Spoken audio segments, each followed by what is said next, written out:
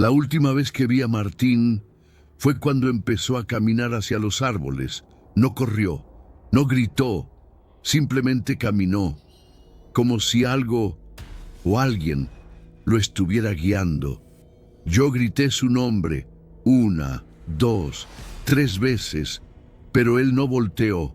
Y cuando finalmente desapareció entre las sombras, supe que algo en ese bosque no quería que lo siguiera, pero tenía que intentarlo, ¿verdad? Muy buenas noches, soy el narrador de las noches, y lo que van a escuchar esta noche no es una leyenda urbana, no es un cuento inventado para asustar niños. Esto me lo contó directamente Laura Méndez, una bióloga que trabajaba para el Instituto Nacional de Conservación Forestal de México. Ella vivió esto hace apenas 2 años, en la Sierra de Juárez, en Oaxaca. Y les advierto, si alguna vez han sentido que algo los observa en un bosque, si alguna vez han escuchado pasos que los siguen entre los árboles, tal vez sea mejor que dejen de escuchar ahora, porque después de esta historia, nunca van a caminar por un bosque de la misma manera. Tienen 5 segundos para decidir. 5, 4, 3, 2. Todo comenzó en marzo de 2023. Laura y su equipo, 3 biólogos más y 2 guías locales, fueron enviados a documentar la población de jaguares en una zona remota de la Sierra de Juárez. Era un proyecto de 6 semanas, acampando en diferentes puntos del bosque, instalando cámaras trampa, recolectando muestras. Laura me dijo que al principio todo parecía normal. El bosque era denso, húmedo, con esos árboles enormes cubiertos de musgo que apenas dejaban pasar la luz del sol. El aire olía a tierra mojada y a vegetación en descomposición. Ese olor que todos conocemos, el olor de la vida y la muerte mezclándose. Pero había algo que los guías locales notaron desde el primer día. El bosque estaba demasiado silencioso. No había pájaros cantando, no había monos aulladores, ni siquiera escuchaban insectos, solo silencio, un silencio denso, pesado, como si el bosque mismo estuviera conteniendo la respiración. Uno de los guías, un hombre mayor llamado Don Esteban, les dijo que esa zona del bosque tenía mala fama. Los pobladores cercanos la llamaban el silencio. Decían que la gente que entraba demasiado profundo a veces no regresaba, y los que regresaban no eran los mismos. Hablaban confusiones, veían cosas, algunos simplemente se quedaban callados, mirando hacia los árboles, como esperando algo. Laura pensó que era superstición, leyendas para asustar turistas. Ella era científica. Su trabajo era observar, documentar, no creer en fantasmas, pero Martín era diferente.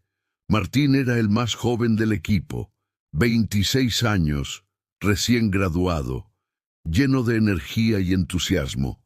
Siempre el primero en despertar, el último en dormir. Le encantaba el bosque. Decía que se sentía en casa ahí, y tal vez eso fue el problema. Las primeras 2 semanas fueron tranquilas. Instalaron cámaras, recolectaron muestras de pelo y excrementos de jaguar, documentaron huellas. El trabajo avanzaba bien. Por las noches se sentaban alrededor de la fogata, compartiendo historias, bebiendo café instantáneo, escuchando los sonidos nocturnos del bosque, excepto que no había sonidos. Laura me dijo que eso era lo más perturbador. En un bosque tropical debería haber miles de sonidos por la noche. Ranas, grillos, búhos, murciélagos. Pero ahí, nada. Solo el crepitar del fuego, solo sus propias voces. Y la oscuridad era absoluta. Cuando apagaban las linternas no se veía absolutamente nada, ni siquiera tu propia mano frente a tu cara. Era como estar sumergido en tinta negra. Una noche, durante la tercera semana, Martín se despertó sobresaltado. Laura compartía carpa con él y escuchó cuando se incorporó, respirando agitado. «¿Qué pasa?», le preguntó ella. «Escuché algo», respondió Martín. «¿Qué escuchaste?» «Pasos. Alguien caminando alrededor de la carpa». Laura encendió su linterna. Revisaron alrededor. No había nada. No había huellas. Solo tierra húmeda y hojas caídas, intactas. «Fue un sueño», le dijo Laura. «Vuelve a dormir». Pero Martín se quedó despierto el resto de la noche. Laura podía sentirlo, tenso, alerta, escuchando. A la mañana siguiente, Martín estaba pálido. No desayunó, dijo que no tenía hambre, y cuando empezaron a caminar por el bosque para revisar las cámaras, Laura notó algo extraño. Martín se quedaba atrás, miraba hacia los árboles, como si estuviera buscando algo, o como si algo lo estuviera buscando a él.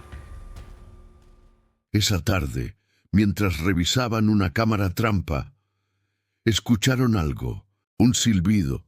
No era un pájaro, no era el viento, era melódico, casi como una canción. Venía de más profundo en el bosque, más allá de donde debían ir. ¿Escucharon eso?, preguntó Martín. Todos lo habían escuchado. Don Esteban, el guía, se puso pálido. «Hay que regresar», dijo. «Ahora». «¿Por qué?», preguntó Laura. «Es solo un sonido». «No es solo un sonido», respondió don Esteban. «Es la llamada. Cuando el bosque llama, hay que irse, ya». Pero antes de que pudieran moverse, el silbido sonó de nuevo, más cerca esta vez, y parecía venir de todas direcciones a la vez. Martín dio un paso hacia el sonido. «No», dijo don Esteban, agarrándolo del brazo. «No vayas hacia allá». «Pero, ¿no escuchan?», dijo Martín. «Es hermoso». Laura me dijo que en ese momento, cuando miró los ojos de Martín, vio algo que la heló hasta los huesos. Sus pupilas estaban completamente dilatadas, negras, como si estuviera en un trance. El silbido se detuvo y el bosque pareció suspirar. Don Esteban prácticamente arrastró a Martín de regreso al campamento. No hablaron del incidente, pero esa noche nadie durmió bien. Y Laura notó algo más. Martín no dejaba de mirar hacia el bosque, hacia la oscuridad más allá de la luz de la fogata, como si estuviera esperando algo. «¿Estás bien?», le preguntó ella. Martín no respondió de inmediato. Seguía mirando los árboles. Y luego, lentamente, susurró: «Me está llamando». «¿Qué te está llamando?». «No sé, pero está ahí, esperando». Los siguientes 3 días, Martín cambió. Dejó de comer casi por completo. Solo bebía agua. Apenas hablaba. Y cada noche lo escuchaban levantarse, caminar hasta el borde del campamento, quedarse ahí parado, mirando la oscuridad. Laura intentó hablar con él. Le sugirió que tal vez deberían sacarlo del bosque, llevarlo a un médico. Pero Martín insistía en que estaba bien. «Solo necesito entender», decía. «Hay algo ahí que necesito ver».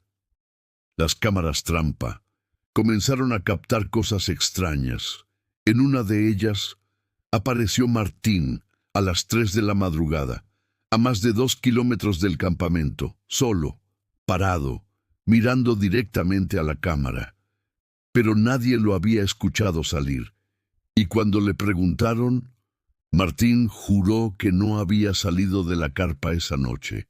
En otra cámara captaron una figura humanoide, pero no era completamente humana. Era alta, demasiado alta, con extremidades que parecían demasiado largas. Estaba de espaldas, pero en el siguiente frame había desaparecido. Don Esteban vio la imagen y se santiguó. Es el caminante, dijo, el espíritu del bosque. Cuando te elige, te llama, y si respondes, te lleva. ¿A dónde?, preguntó Laura. Don Esteban la miró con ojos llenos de miedo. Nadie lo sabe. Los que van no regresan para contarlo. Esa noche, Laura decidió que era suficiente. Iban a empacar y salir al día siguiente. Proyecto cancelado. La seguridad de Martín era más importante, pero cuando amaneció, Martín no estaba. Su saco de dormir estaba vacío. Sus botas, todavía junto a la entrada de la carpa, había salido descalzo. Lo buscaron. Gritaron su nombre. Siguieron huellas que encontraron en el lodo, huellas de pies descalzos, adentrándose en la parte más densa del bosque. Y entonces Laura lo vio. Martín, de pie, a unos 50 metros, entre los árboles, inmóvil, mirando hacia ella. «Martín», gritó, «¿qué haces?». Él no respondió, solo la miraba.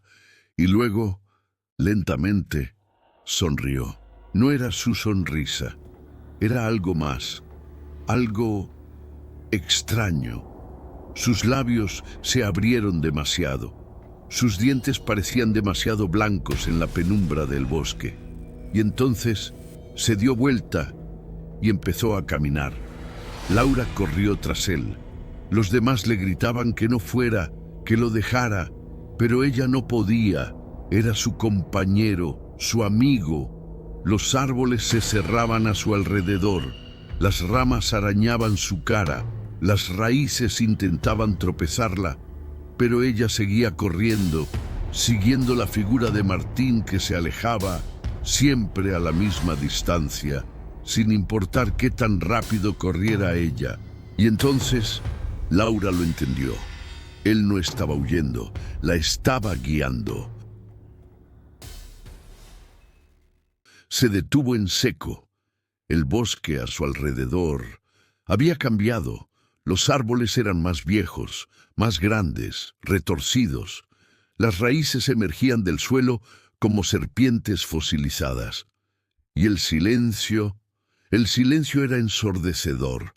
Martín estaba de pie en un claro, pero no era un claro natural. Era perfectamente circular, y en el centro había algo.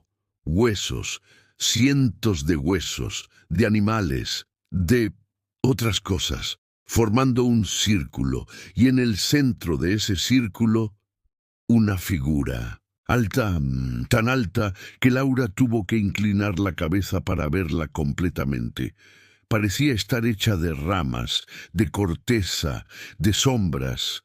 Tenía la forma de un hombre, pero no era un hombre.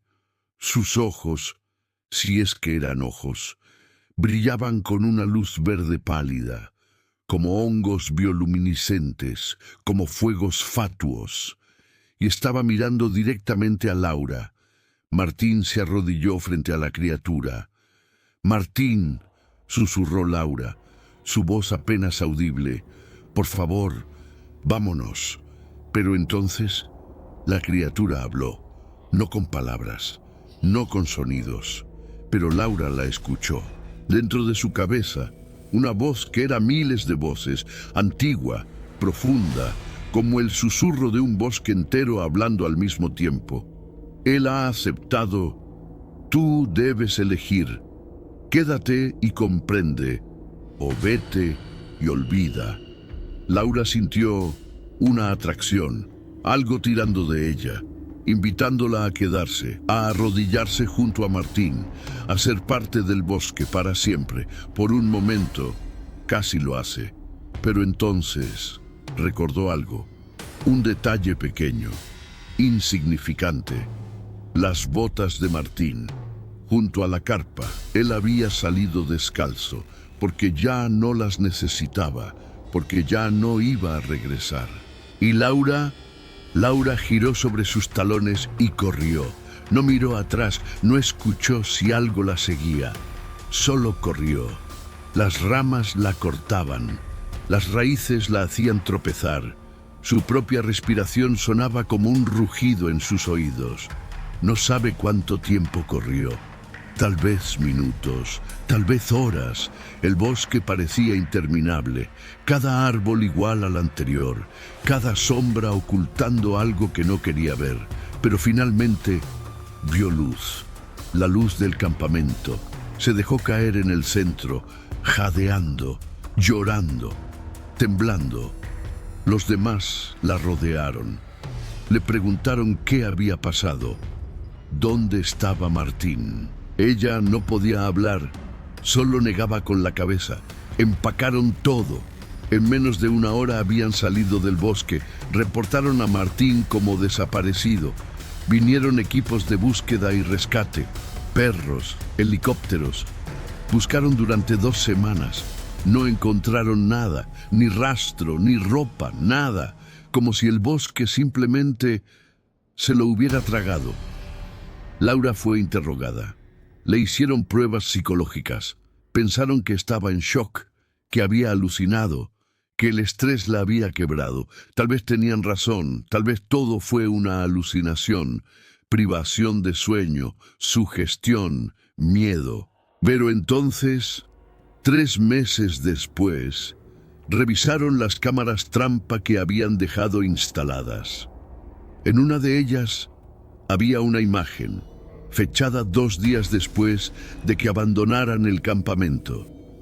Martín, parado frente a la cámara, mirando directamente al lente, pero sus ojos eran completamente negros y su piel tenía un tono verdoso, como musgo, como si estuviera convirtiéndose en otra cosa, y detrás de él, en la penumbra del bosque, se veía la figura. El caminante, con una mano que era más rama que extremidad, posada sobre el hombro de Martín. Laura dejó su trabajo. No volvió al bosque, ni siquiera puede ver fotografías de árboles sin sentir esa sensación, ese tirón, esa voz en el fondo de su mente susurrando: regresa, regresa, ven a casa. Hace 2 meses, Laura recibió un mensaje, un número desconocido, sin texto, solo una fotografía. El bosque, ese bosque, el claro, el círculo de huesos, y en el centro una figura humanoide, de pie, mirando a la cámara. No podía distinguir el rostro en la imagen. Estaba demasiado oscura, demasiado borrosa, pero Laura juró que esa figura alzó una mano y la saludó. Si alguna vez están en un bosque y escuchan un silbido, una melodía sin fuente, una voz que los llama por su nombre cuando nadie debería saber que están ahí, no respondan, no sigan el sonido, y por el amor de todo lo sagrado, no se adentren más, porque el bosque siempre está buscando, siempre esperando, siempre hambriento. Y una vez que te elige, una vez que respondes a su llamado, ya no hay vuelta atrás. Esto fue Las Noches. Gracias por atreverse a escuchar. Y recuerden, la próxima vez que caminen entre los árboles, presten atención al silencio. Porque en el silencio es cuando el caminante escucha mejor.